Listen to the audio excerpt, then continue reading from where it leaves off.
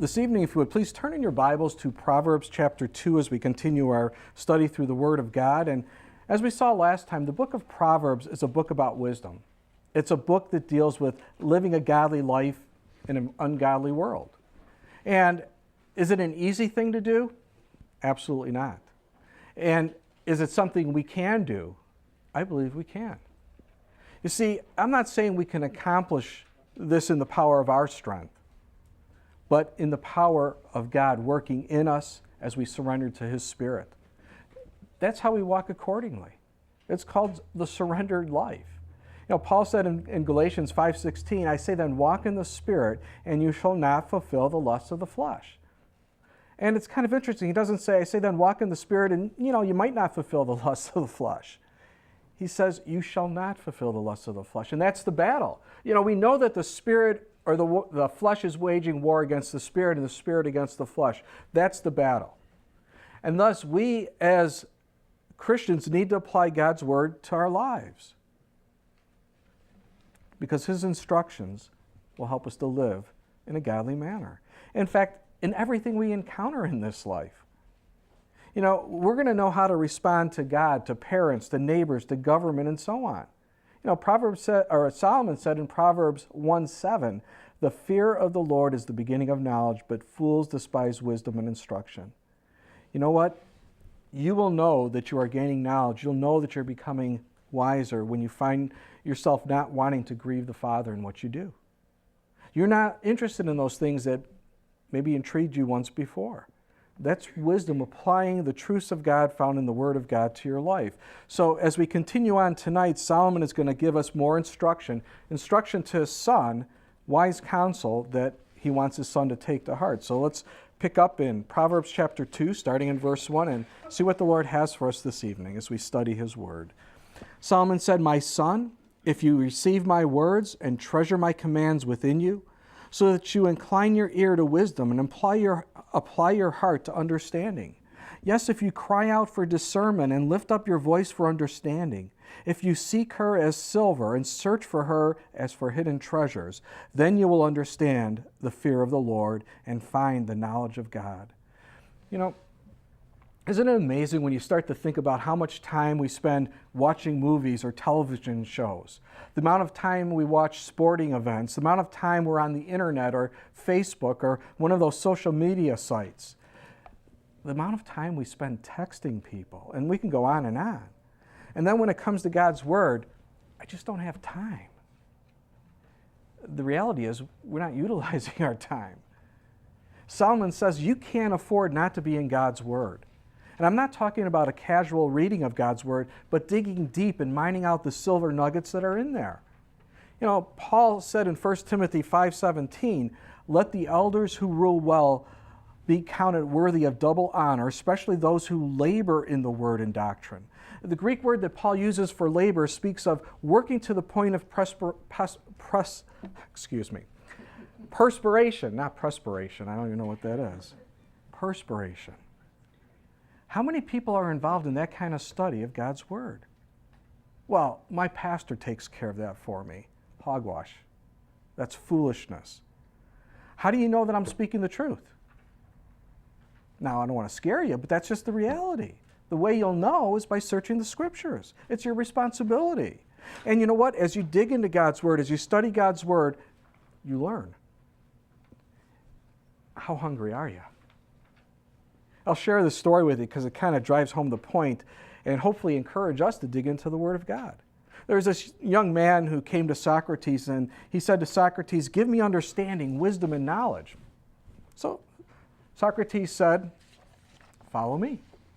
The young man followed the great philosopher Socrates, and they walked through the city until he came to the edge of the ocean. He walked out waist deep in the ocean, grabbed the young man by the neck, and thrust him beneath the water. Well, the young man was struggling and fighting his way up to grasp some air. And he said, Master, what are you doing?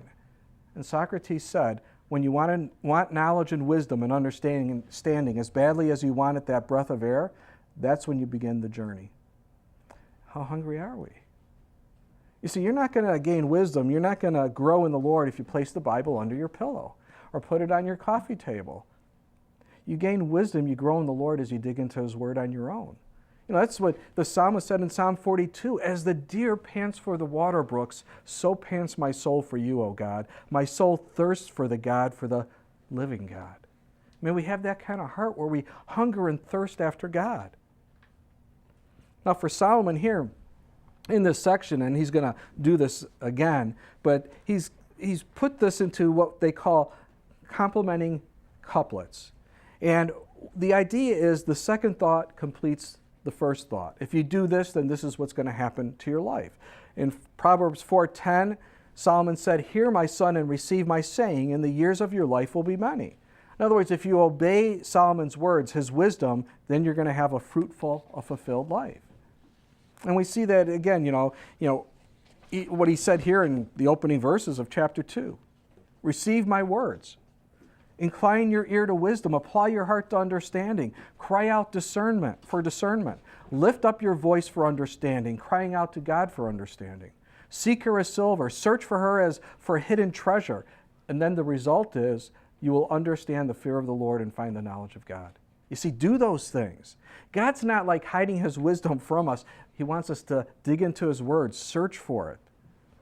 And if God's Word is that important, then you're going to dig these nuggets out. And if it's not important to you, you won't. But I'll tell you, the things you glean from God's Word will change your life.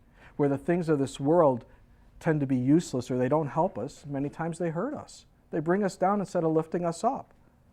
I mean, think about it. Bodybuilders, he or she has muscles all over the place, muscles where you didn't even know you had muscles, right? And what do they use it for? Right? They stand in front of a mirror, they flex, or they stand in front of a bunch of people and they flex. Those muscles aren't used for nothing. I can't even move my arm, I got so many muscles. It's just for show, it's empty, it's nothing.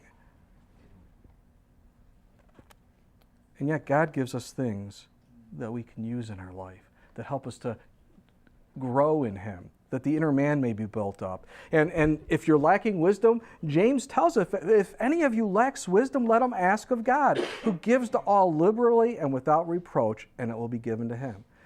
Do you lack wisdom in a situation? Ask God, He'll give you what you need. He's not hiding it.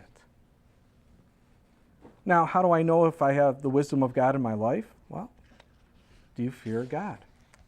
You see, you can't claim to be wise if you're not living in the fear of God. If you don't have that reverential fear of Him, that you don't honor Him and respect Him.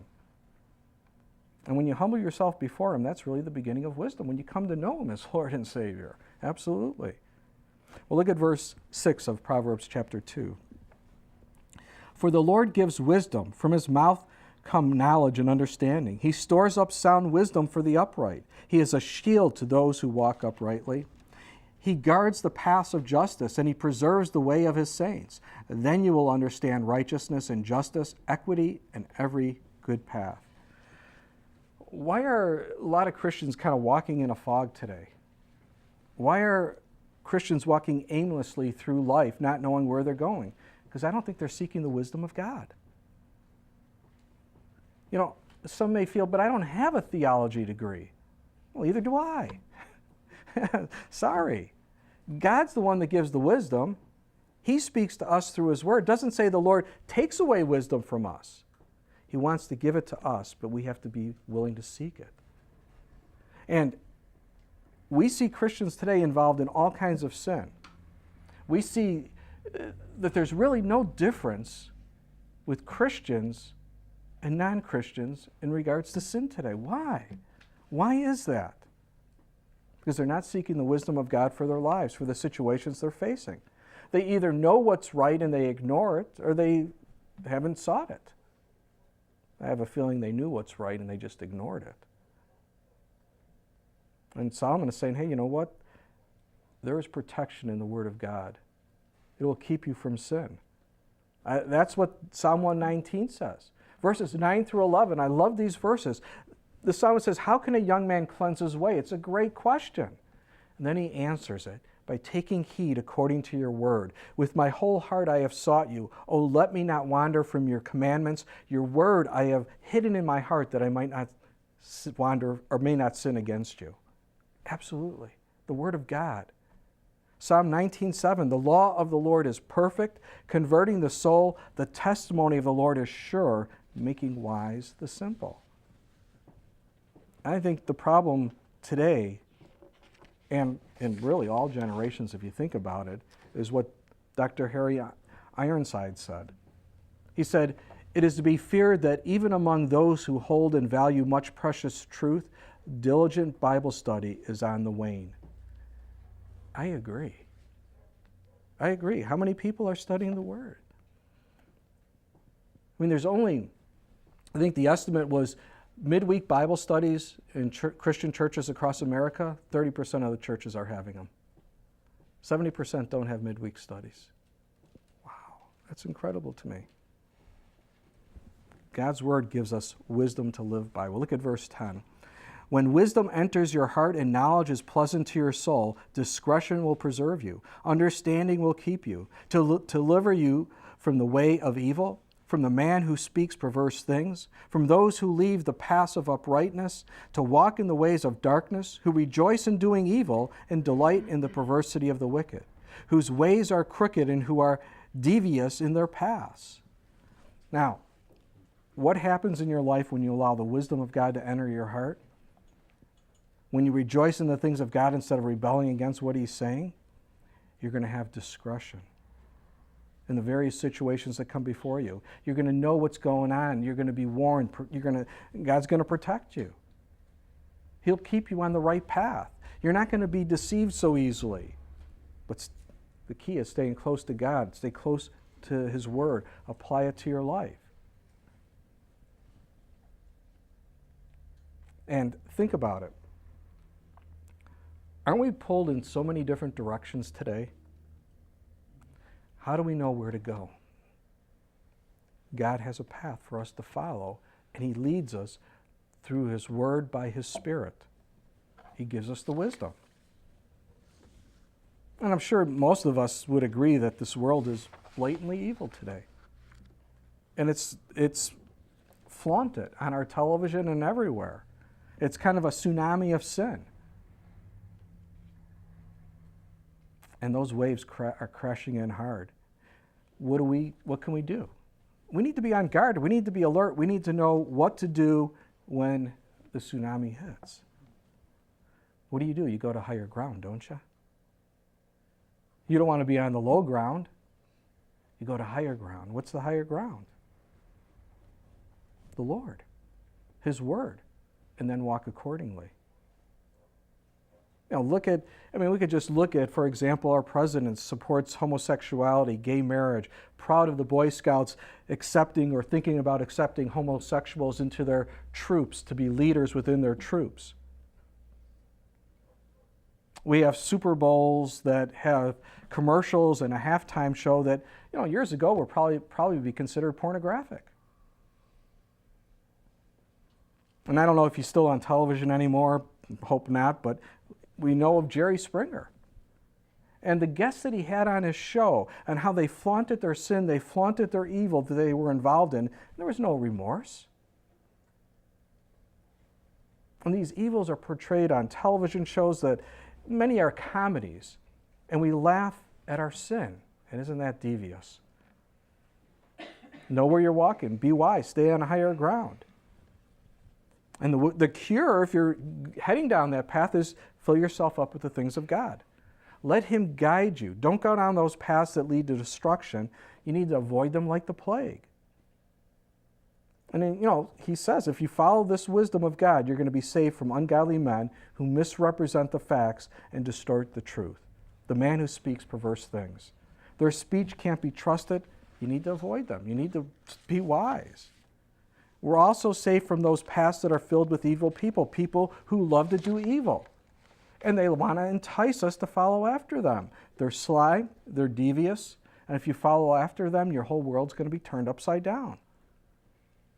So we have to be careful in this world that we're living in, because sin is in and righteousness is out. They call good evil and evil good. The key is drawing close to God. Fill yourself up with the things of God. Paul said that in Philippians 4:8. Finally, brethren, whatever things are true, whatever things are noble, whatever things are just, whatever things are pure, whatever things are lovely, whatever things are of good report, if there is any virtue and if there is anything praiseworthy, meditate on these things. You see, people say, yeah, but what's the big deal? I mean, what good is going to come about if we do focus on these things? Well, Paul doesn't stop in verse 8. He goes into verse 9 and says, the things which you learned and received and heard and saw in me, these do, and the God of peace will be with you. Wow. Follow these things, do these things. Let the peace of God fill your life. We don't need to be anxious. We could be resting in Him. Now, we're going to see as we move on that we're not only saved from ungodly men, but we're also going to be saved from loose women. You know, discretion, wisdom, and understanding will not only keep you from the path of evil men, but it'll keep you from the allure of strange women. And we'll just read on and listen to what he says, verse 16. To deliver you from the immoral woman, from the seductress who flatters with her words, who forsakes the companion of her youth, and forgets the covenant of her God. For her house leads down to death, and her paths to the dead. None who go to her return, nor do they regain the paths of life.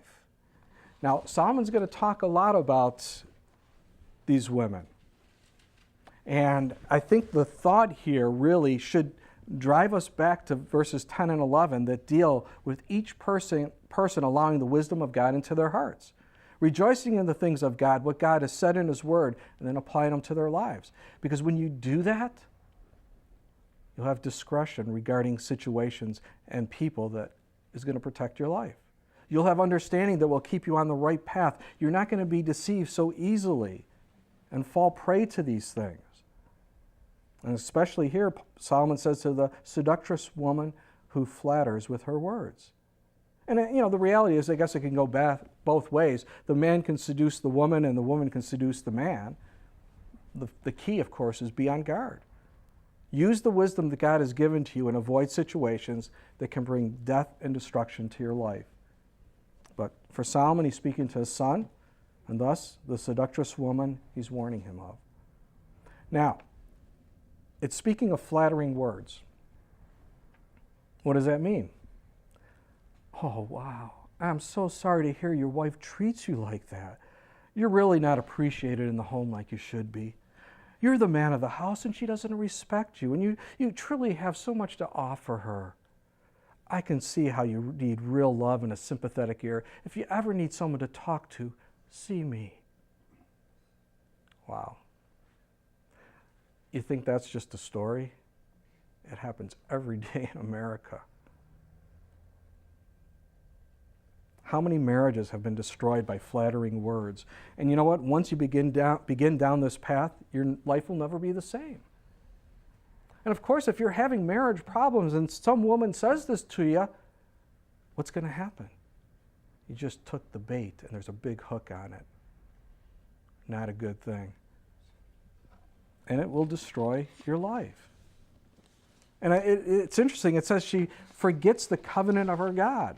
Why? Well, she forgot the commandments of God because she's involved in this relationship, this lifestyle. The man is too. He's doing the very same thing, breaking his marriage vows, and he's breaking the commands of God. So the warning is very simple. Son, don't get involved with strange women. Don't negate your covenant with God and with your wife. Be wise, because once you get involved in this relationship, the damage is irreparable. There's going to be scars that remain. I think very wise words. Now, some feel, that's not really fair. Is God some kind of cosmic killjoy?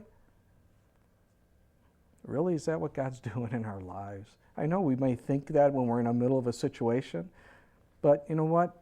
God doesn't plot and plan how to ruin our lives. He's there to give us what's best. Look at these next few verses. You'll see what I mean. Look at verse 20. So you may walk in the way of goodness and keep to the paths of righteousness, for the upright will dwell in the land and the blameless will remain in it, but the wicked will be cut off from the earth and the unfaithful will be uprooted from it. If you walk in the ways of the Lord, you follow after Him, you shun evil, you're going to be rewarded in this life and the life to come. And look at what God wants for our life. He wants us to have the good life in a sense. He wants us to walk down the right paths. James says in James 1:17, every good and every perfect gift is from above and comes down from the Father of lights, with whom there is no variation or shadow of turning. God's goodness is constant. It doesn't change from moment to moment. There's no variation or shadow of turning. There's not even evidence of a shadow, a glimmer that God's goodness is going to change or go away. He's light, and there is no darkness in him at all. And thus, what he brings into our lives, even though we may not appreciate it, even though we may not like it, it's going to be good. He does what's best for us, and we can learn and trust in him. We can rest in him. See, when you understand who God is, when you understand that he has what's best for your life, that's where you find your rest. God's not going to do something evil or mean to you, even though we may think that way. It's just not fair. No, God gives us everything that is good. Now, let me also say this. Our behavior does not save us. In Colossians 1:28, Paul said, him we preach, warning every man and teaching every man in all wisdom, that we may present every man perfect in Jesus. That's the key. We're perfect in him. And the things we do, how we live out our faith, shows that we are saved. It's the fruit that's born in our lives. The key is being rooted and grounded in the Word of God. And that's where we find wisdom. That's where we find understanding. And if you reject that, if we reject Christ and walk in ungodliness, Solomon says you're going to be uprooted. You're going to be destroyed. There's no inheritance for the transgressor. So be wise. Walk accordingly, because Christians even can be swayed to walk down crooked paths. So be wise. Don't go down those paths. Now, chapter 2 kind of focused on how we're to be delivered from evil, which of course is important for us to understand, to know. And it's kind of our protection against evil, you might say. But as we move into chapter 3, it's more of a positive note. It speaks of living well in all areas of life. And it shows us how to live well wherever we go. So let's just, again, pick up in chapter 3, verse 1, and see what the Lord has for us here. My son, do not forget my law, but let your heart keep my commands. For length of days and long life and peace they will add to you. Why do we need to obey God's word? Well, we need to understand that God gets no benefit, first of all, if we do obey him. God gets no benefit. We do. We're the ones who benefit. Now, what are the benefits of obeying God's word? Well, if you obey God's word, you'll live a long and fruitful life that is filled with the peace of God. Remember what the Lord said to Joshua. This book of the law shall not depart from your mouth, but you shall meditate upon it day and night, that you may observe to do all that is written in it. For then you will make your way prosperous, and then you will have good success. I know people laugh at that. That's just ridiculous. But it's not. I mean, have you ever seen a person who's lived a life of rebellion and abuse? I have. I mean, working in the hospital, I've seen it. And they look a lot older than they really are. I remember we were at one of the festivals by the lake, and this couple had sat down, and I thought, there's a couple that's lived a hard life. Their body reflected it. And if you refuse to obey God's word, sin has a way of cutting your life short. You're restless. There's no peace. You know, I like the way that J. Adams put it. He said, the Bible teaches that a peace of mind which leads to longer, happier living comes from keeping God's commandments. A guilty conscience is a body-breaking load. A good conscience is one significant factor which leads to longevity and physical health. And so, in a measure, one's somatic or bodily welfare stems from the welfare of his soul. A close psychosomatic connection between one's behavior before God and his physical condition is an established physical principle. And I think it's important. Now, here's the thing, and let me say this. Does that mean if you're sick, if your life is cut short, you're doing something wrong? Absolutely not. You could live a very short life and have a greater impact for the Lord than someone who's lived into their 80s or 90s or even 100. The idea here is that however many days the Lord has appointed for your life are going to be full. Sickness, death is the result of sin that has entered this world. And we're all moving towards the grave. That's not the point. What are you doing for the Lord right now with your life? And I think for those that are walking in his ways, they'll find peace, the peace of God ruling in their hearts. Their lives will be fruitful. They'll be full. But a person who's living in rebellion to the Lord can see his life end sooner. Why? Well, because of the lifestyle they're living, drugs, alcohol, sexually transmitted diseases, violence, and so on. That's a reality. It just makes sense. A clean life, a life of obedience, leads to a long, prosperous, a fulfilled life. Look at verse 3. Let not mercy and truth forsake you. Bind them around your neck, write them on the tablet of your heart, and so find favor and high esteem in the sight of God and man. You know, not only should mercy and truth be a reality in our hearts, the inner man, but also in our outward actions, binding them around our necks. You know, what God has done on the inside of us should overflow in the things we do, the things that we say. You know, as we relate to God, we have to do so in truth as his mercy has been extended to us, but then you have to extend that mercy to others, and that's not always an easy thing. Now, think about if your life is filled with loving kindness and mercy, if your life is filled with faithfulness or truth, aren't you an example of Christ to others? Absolutely. The sad thing is how many people have been let down by Christians, taken advantage of by Christians. And I'll tell you what, it shouldn't be. If you're walking in the fear of the Lord and seeking his wisdom in situations, then that should never happen. You know, we need to shine for Jesus. What the Lord has done in us needs to overflow in what we say, the things that we do. We need to be honest and trustworthy Christians. Mercy and truth should be a reality in our lives as we live out our faith. Now look at verse 5. Trust in the Lord with all your heart. Lean not on your own understanding. In all your ways acknowledge him, and he shall direct your paths. What are you putting your trust in? You know, we put our trust in all kinds of things. And then when it comes to God, we're like, I'm just not sure here. Now, I don't think we say that, but I think our actions speak louder than words. Tozer said this about true faith, trusting in the Lord. And I think, you know, it's something that is tough to swallow. He said, pseudo-faith always arranges a way out to serve in case God fails. Real faith knows only one way and gladly allows itself to be stripped of any second way or makeshift substitutes. For true faith, it is either God or total collapse. And not since Adam stood up on the earth has God failed a single man or woman who trusted in him. I thought about that. I thought, well, wow, that kind of is a tough one. Lord, I'm trusting in you, but I do have my credit card in case you don't come through. Lord, I'm trusting in you, but I've got plan B just in case. Are we really trusting in him? We're not. We've come up with another plan. We've come up with another idea. And that's hard. Resting totally in him. Now, John Corson tells a story of when he went skydiving. And he said he was up there, there's this guy on the ground with this big arrow. And he turned it to show which way the wind was blowing, so they were able to catch the wind. And he said that, I remember that when I regained consciousness after jumping out of the plane, I don't think I would have regained consciousness, but he said, I saw the guy turning the arrow. But I thought his direction was wrong, that he was leading me into a power line. His direction didn't make sense to me. Do I follow the arrow, I wondered, or do I follow my own judgment?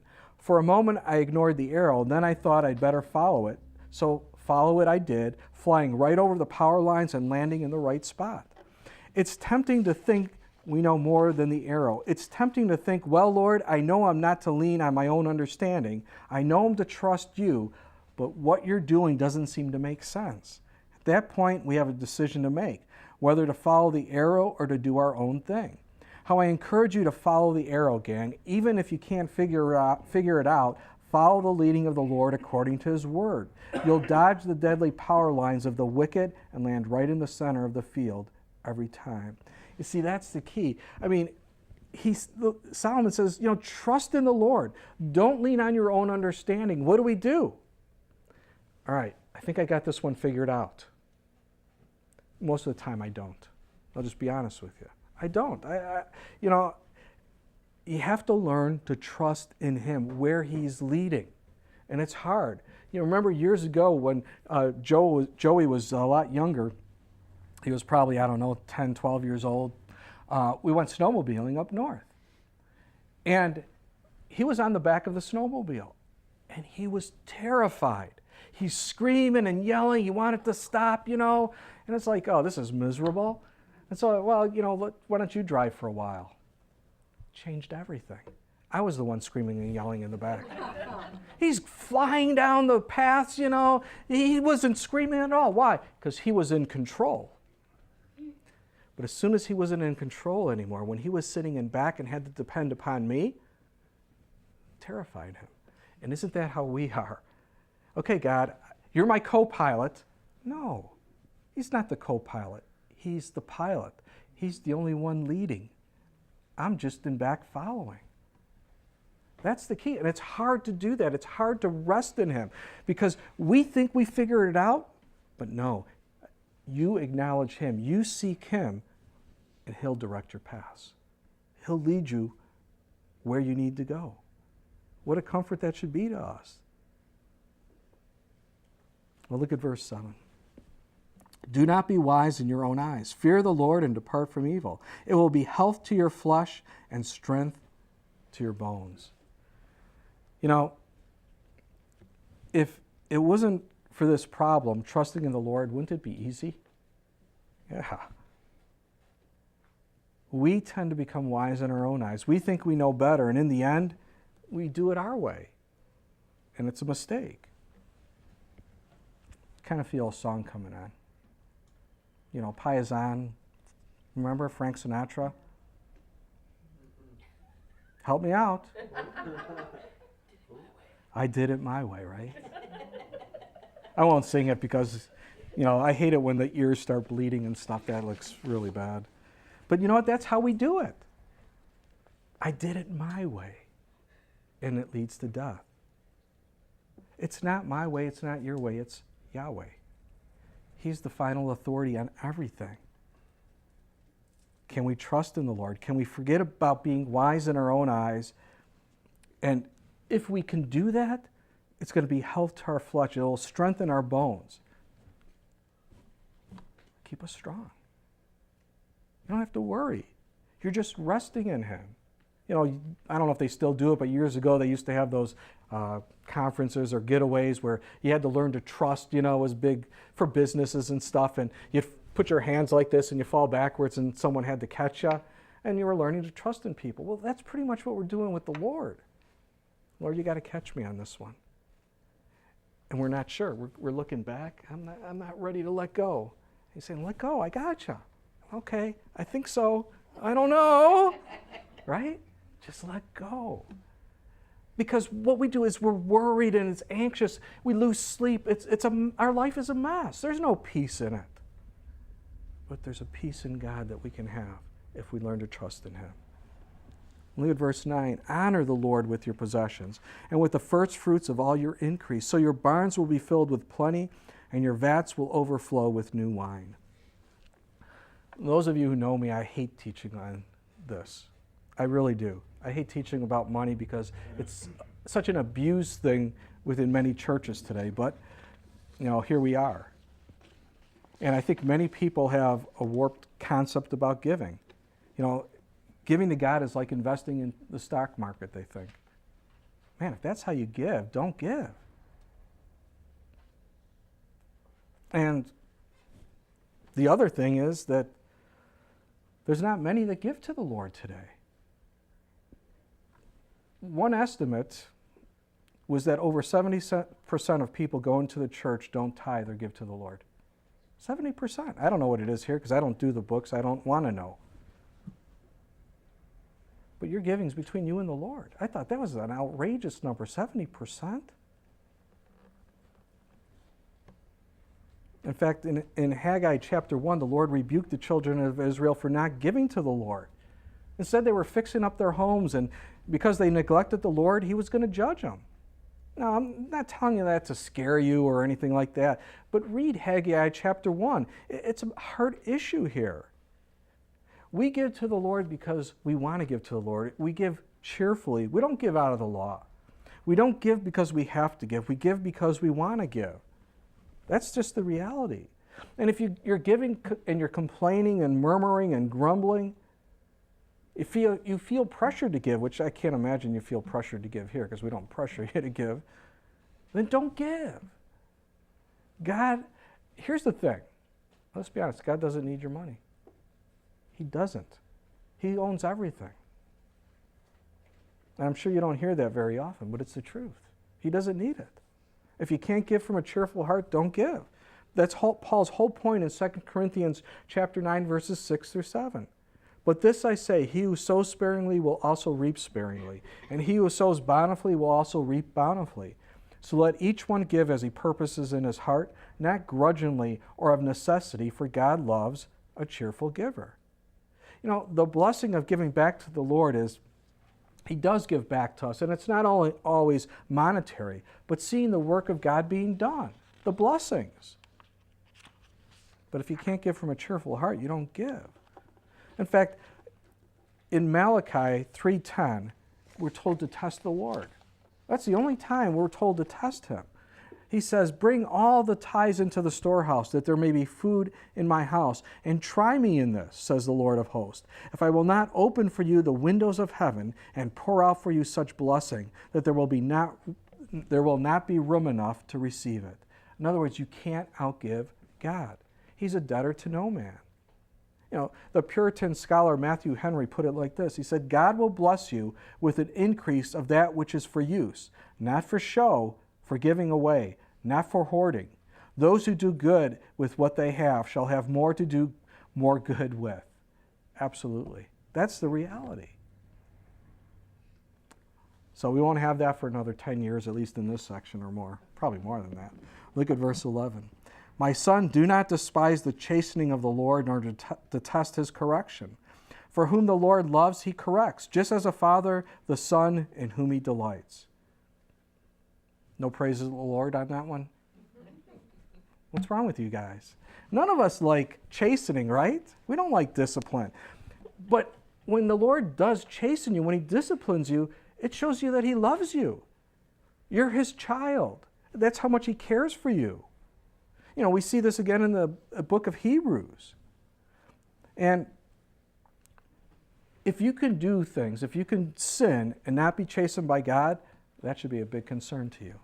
He chastens those that are His children, not in a punitive way, but in a corrective way, because He loves you. Job chapter 5, verses 17 and 18. Behold, happy is the man whom God corrects. Therefore do not despise the chastening of the Almighty, for He bruises, but He binds up. He wounds, but His hands make whole. Wow, that's our God. Now I can honestly tell you, when I was a kid and I got spanked by my parents and I got disciplined by my parents, I never said, praise the Lord. Thanks, Dad. I really appreciate it. Hit me again. I need another one. No, but you know what? When I got older, I saw the wisdom of what they did in my life. When I was right in the middle of it, I didn't appreciate it. How many of you, when you're in the middle of something and God chastens you, do you appreciate it? We probably don't. But as we move on a little bit, we look back and go, wow, Lord, I needed that. Thanks. Because, man, the consequences, if I would have continued down that path, would have been horrible. Thank you for your chastening. See, all that God does in our lives is to make us whole and to make us a holy people. That's the key. Don't lose sight of that. Well, look at verse 13. Happy is the man who finds wisdom and the man who gains understanding. For her proceeds are better than the profits of silver, and her gain than fine gold. She is more precious than rubies, and all the things you may desire cannot compare with her. Length of days is in her right hand, in her left hand riches and honor. Her ways are ways of pleasantness, and all her paths are peace. So she is like she is a tree of life to those who take hold of her, and happy are all who retain her. So here is Solomon. He is the wealthiest man in the world. He had everything, and according to Ecclesiastes, he said he had nothing. What really matters, he found out, is a relationship with God. That's more precious than anything in this world. And I realize people today, think about money and riches. They think possessions are so valuable, and they're not. Have you ever seen anyone buried with all their earthly treasures except, I guess, in Egypt with the pharaohs? And what good was that? They even buried their wives with them who were still alive. That was kind of interesting. We don't do that, though. Why? Because you can't take it with you. I don't know I think I shared this with you, but several weeks back there was this guy from Illinois, and he became a millionaire by playing the lotto. Can you imagine being a millionaire? One day you have nothing, the next day you have it all. And then the next day he's found dead. And he didn't die of natural causes. Well, I guess he did. Cyanide poisoning is natural, so one of his relatives, to get the inheritance, to get the money. So how long was he a millionaire? I don't even know if he cashed the check. See, he didn't even cash the check. Amazing. And that's what we go for, We want these riches because we think that's everything in this world. And, do a Google search and find out these people that have won lottos and won all these millions and where they are today, what their family life is like. It's a mess. And I'm not saying, if you're rich, that's it, you're in trouble. No. But look at these people who are seeking after these things instead of, seeking after God and His righteousness. And God says that all the things that you need are going to be added to you. Not all the things you want, all the things that you need. That's what God does. And is there anything more important than eternal life? See, there really isn't. This life is short. If you live 80, 90 years, man, that's really great. I don't think I'm living that long. I don't know. It's up to God. But I know I'm going to spend eternity with Him. And that's more valuable than anything else in the world. I'm not going to go, when I get to see Jesus, when I meet Him face to face in heaven, I'm not going to go, Lord, I really wish I would have won that lotto. What happened? Are you kidding me? I'm going to be on my knees before Him, thanking Him for saving me, a sinner. Spending eternity with God. There's nothing greater than that. Everlasting life. And Solomon here again is just portraying wisdom as a woman and the blessings there are as you follow after the wisdom of God, as you walk down the path He set before you.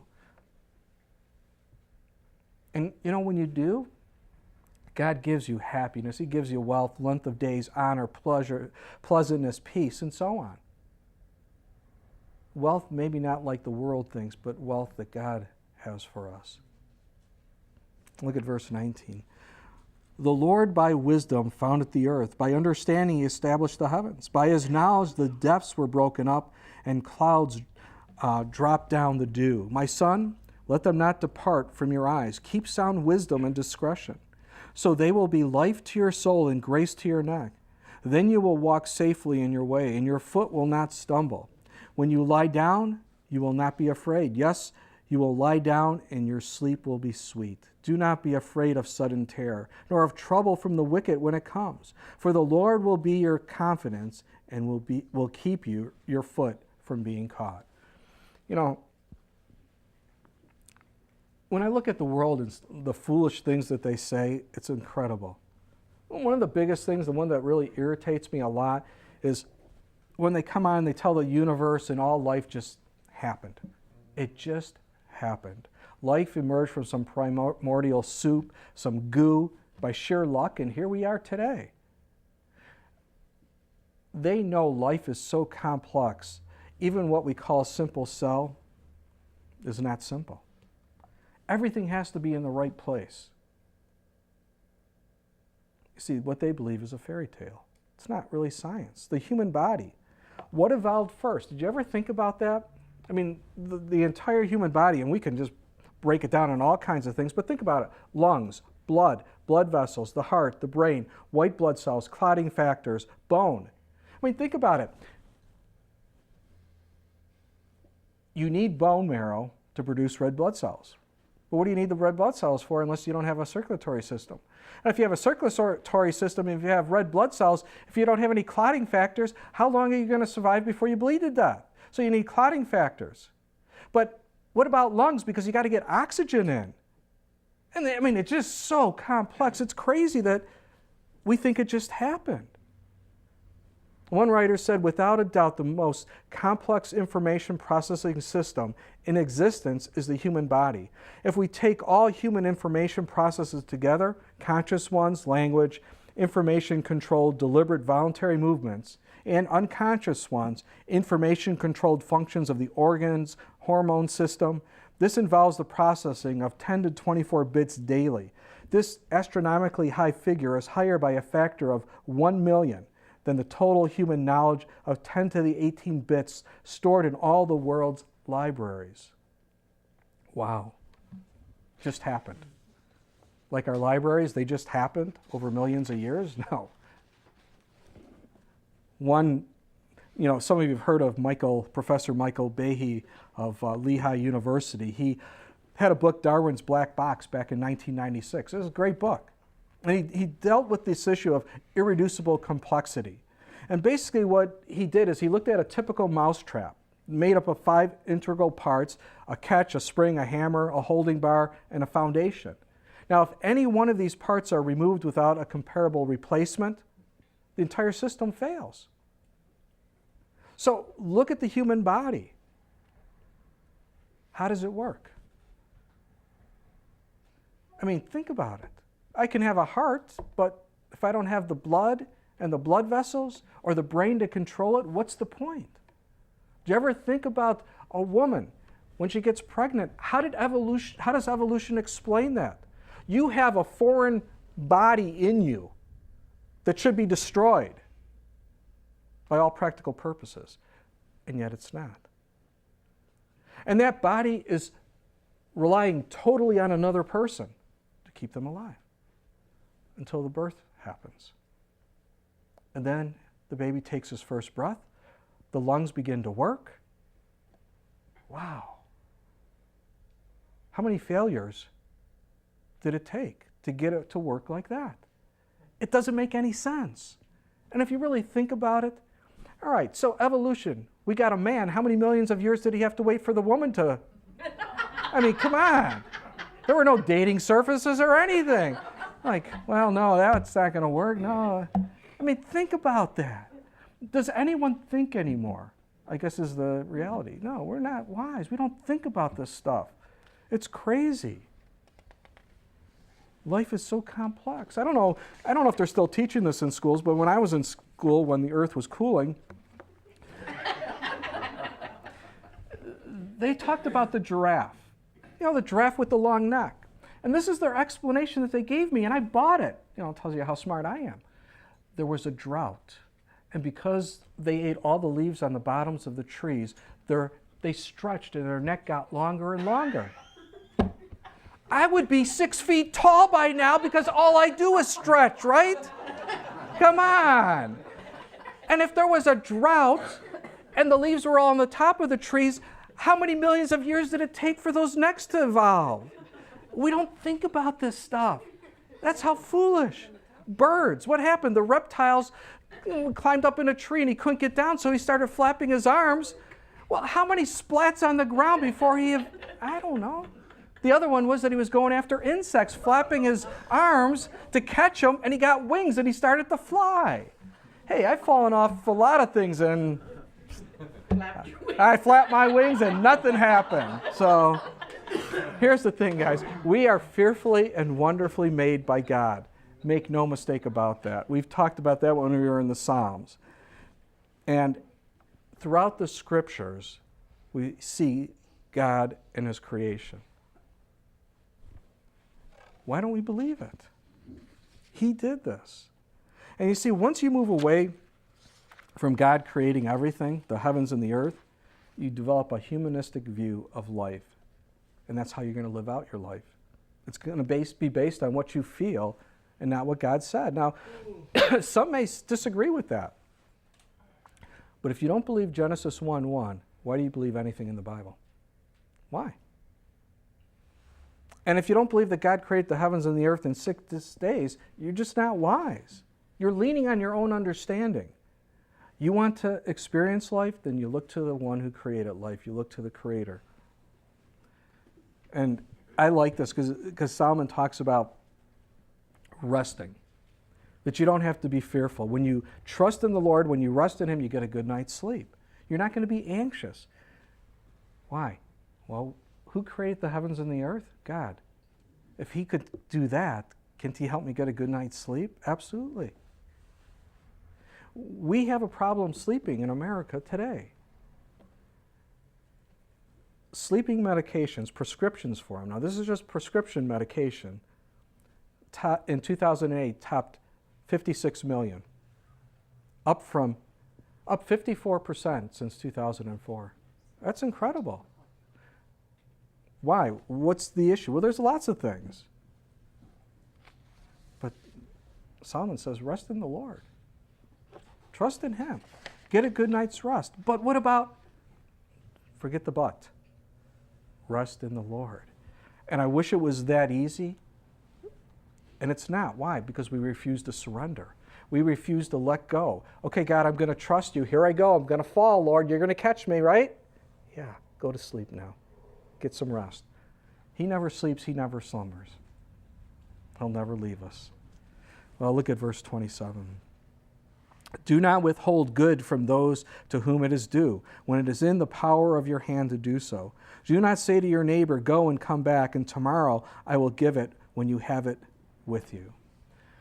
Now, I understand we can't help everyone, but we can help some people, and that's the idea here. If you have the ability to help people, then do so. Don't hold back on them. You know, James said in James chapter 2, if a brother or sister is naked and destitute of daily food, and one of you says to them, depart in peace, be warmed and filled, but you do not give them the things which are needed for the body, what does it profit? Thus also, faith by itself, if it does not have works, is dead. But someone will say, you have faith and I have works. Show me your faith without your works, and I will show you your faith by my works. You see, your faith is to be active. It's not to be silent. It's to be real. It's to have legs. It's to walk in a sense. And yeah, there's a balance, guys.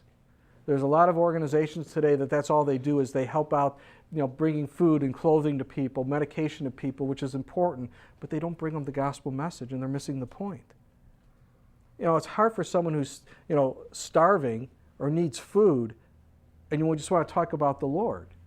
You feed them, you take care of them, and you share the Lord with them. They're more receptive. And that's living faith. That's active faith. There's a story about a European queen several centuries ago, and she went to this drama, and she left her coachman outside in the winter, sitting out there waiting. She went to the theater. And this drama, man, it was heart-wrenching. And she sobbed through the entire performance. And when she returned to the carriage, the coachman froze to death. He was dead. Not one tear. She was moved by this fictional tragedy, but completely untouched by a real one. Wow. Have you ever gone to a movie, watched a TV show, gone to a play, hear a popular song, maybe something else, I don't know, and you were just touched by it, you were moved by it. Tears are in your eyes, you're so overwhelmed. And you turn on the news and you see some tragedy happen, and you're like, oh yeah, that's too bad. Are we more moved by fictional stories than real life today? I found that very interesting. And I think it's pretty true, because we're self-centered. We live in a world of fantasy. It's an artificial world that becomes more real to us than what's really happening. I mean, look at how people, I think it was in New York City, a woman was being robbed. A guy came to help her. The guy who was robbing this woman took out a knife and stabbed the guy. The woman took off. The guy who was robbing took off, and the man fell to the ground. All these people walked by. Some had phone cameras taking pictures. One guy kind of kicked them a little bit. This is all videotaped because they had cameras up there. And the guy died. And I wonder how many of those same people, if they saw a really sad movie, would be in tears. Oh, I can't believe the puppy died. Here was a living being, a reality. You see how we're so removed from reality today? God wants us to be sensitive to people. We're to have emotions. How are you going to minister to people if you don't care for them? We can't become hard and cold. We can't become self-righteous, looking down at others, especially the unsaved. I mean, they're only doing what's in their nature. We tend to forget where we came from. Oh, look at those people. How could they do that? You did those same things, don't you remember? They're not saved. Of course they're doing those things. They need Jesus. Are you praying for them? Are you moved? Are we that concerned about our community that it brings us to tears when we see the things that are happening here? Or are we more moved by a TV show?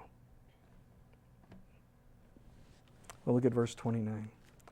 Do not devise evil against your neighbor, for he dwells by you for safety's sake. Do not strive with a man without cause if he has done you no harm. Here's something that's pretty profound. Relationships would be easy if no people were involved. Think about that. You'll laugh when you go home, okay? Isn't that the reality? I mean, it would be so easy if there were no people. We'd probably argue with ourselves, but Solomon is saying to us that we should not go looking for a fight. We should live at peace with others. Now again, it's hard. Why? Because of the flesh. It resurrects itself all the time. You know, when people strike out at you, you have to make a choice. And again, you can read in Romans chapter 12 about living at peace with others as much as you can. Now, you can't force people to like you, but as much as you can, live at peace. That's really the key. How does that happen when you walk in the fear of the Lord? When you surrender your life to the Spirit of God? That's the only thing you can do. Because if you don't, then the works of the flesh will be evident. Look at verse 31. Do not envy the oppressor and choose none of his ways, for the perverse person is an abomination to the Lord, but his secret counsel is with the upright.